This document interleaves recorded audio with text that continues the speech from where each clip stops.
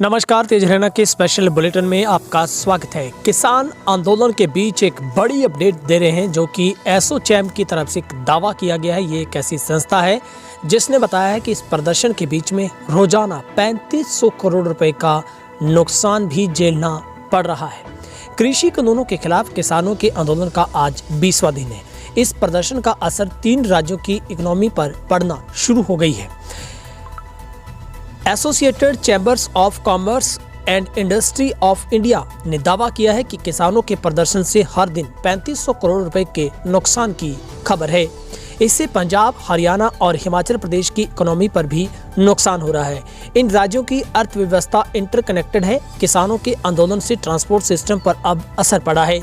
Supply chain टूट गई है। इससे देश भर में फल और सब्जियों की कीमतें भी बढ़ रही हैं।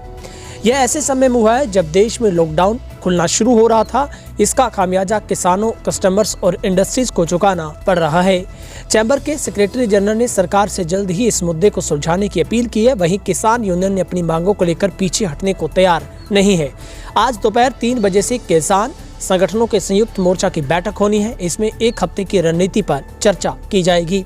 इसी बीच सरकार ने किसानों से बातचीत के लिए तैयार होने की बात कही है। केंद्रीय मंत्री नितिन गडकरी ने कहा है कि कुछ ऐसे लोग हैं जो प्रदर्शन का गलत इस्तेमाल कर किसानों को बहका रहे हैं। नक्सल प्रभावित गढ़चिरौली जिले के एक व्यक्ति की फोटो इस आंदोलन में नजर आई है। ये व्यक्ति फिलहाल जेल में बंद है।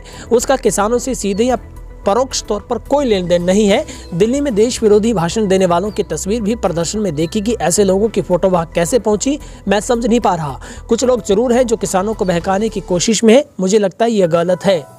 गडकरी ने कहा कि सरकार किसानों से बातचीत के लिए तैयार है। किसानों को तीनों कृषि कानूनों को समझना चाहिए। सरकार किसानों के लिए समर्पित है। उनके सभी सुझाव मानने को तैयार है। हमारी सरकार उनके साथ किसी तरह की नाइंसाफी नहीं चाहती। इन कानूनों के बारे में बताएंगे और बातचीत से रास्ता निकलेगा। उन्होंने कहा कि अगर बातचीत नहीं होगी तो दोनों तरफ गलत बातें पहुंचेंगी, विवाद पैदा होना है और बहस बढ़ेगी। अगर बातचीत हुई तो इस मुद्दे को सुलझाया जा सकेगा, सारी चीजें खत्म हो जाएगी, किसानों को इंसाफ मिलेगी, उन्हें राहत मिलेगी। किसानों के हितों के लिए काम कर रहे हैं। फिलहाल देश में 8 लाख करोड़ रुपए का क्रूड ऑयल इंपोर्ट होता है। इसके बदले में हम 2 लाख करोड़ रुपए की एथेनॉल इकोनॉमी बनाना चाहते हैं। मौजूदा समय में ये सिर्फ 20,000 करोड़ रुपए का है। अगर ये 2 लाख करोड़ रुपए का हो जाता तो 1 लाख करोड़ रुपए किसानों की जेब में जाएंगे। गडकरी ने कहा कि मुझे नहीं लगता कि अन्ना हजारे भी किसानों के आंदोलन में जुड़ेंगे। हमने किसानों के साथ कुछ गलत या उनके खिलाफ नहीं किया। ये किसानों का हक है कि वो अपने उत्पादों को मंडी में बेचें, व्यापारियों को बेचें या कहीं। दरअसल सोमवार को सोशल एक्टिविस्ट अन्ना हजारे ने सरकार से किसानों की बात को मानने को कहा था। उन्होंने सरकार से स्वामीनाथन आयोग की सिफारिश मंजूर करने के लिए चिट्ठी लिखी थी। हजारे ने कहा था कि अगर सरकार इन बातों को नहीं मानती तो वो किसानों के समर्थन में अनशन करेंगे। उधर कृषि मंत्री नरेंद्र तोमर ने कहा है कि उत्तर प्रदेश, केरल, तमिलनाडु, तेलंगाना, बिहार, हरियाणा और 10 किसान संगठनों ने कृषि कानूनों को सही बताया है और उनका समर्थन भी किया है। मंगलवार को दिल्ली बॉर्डर पर रैपिड एक्शन फोर्स की टुकड़ियां तैनात की गई हैं। अभी तक यहां सिर्फ दिल्ली पुलिस ही तैनात थी। किसान आंदोलन में नक्सलियों और देश विरोधी लोगों की फोटो नजर आई थी। सरकार ने इसे गंभीरता से लेते हुए प्रदर्शन स्थलों पर सुरक्षा बढ़ा दी है।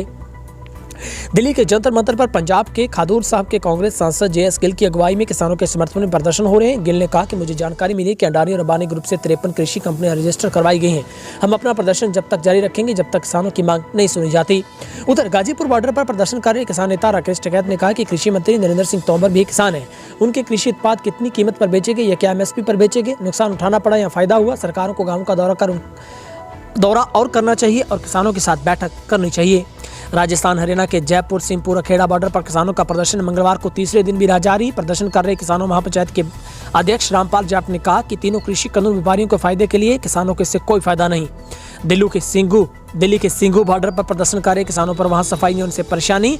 संगरूर पंजाब से किसान भागा सिंह ने कहा प्रशासन यहाँ के वाशरूम में पानी उपलब्ध नहीं करवा रहा, ये गलत है। हम बीमारी से मर जाएंगे लेकिन हमारी मांगे नहीं मानी तो तब तक यहाँ पर हम डटे रहेंगे। फिलहाल इसका अपडेट में इतना ही। आपको क्या लगता है, किसानों का आंदोलन सही दिशा में जा रहा है? क्या किसानों की मांग जायज़ है? सरकार अनदेखी कर रही है? तमाम सवालों पर अपनी राय जरूर दीजिएगा।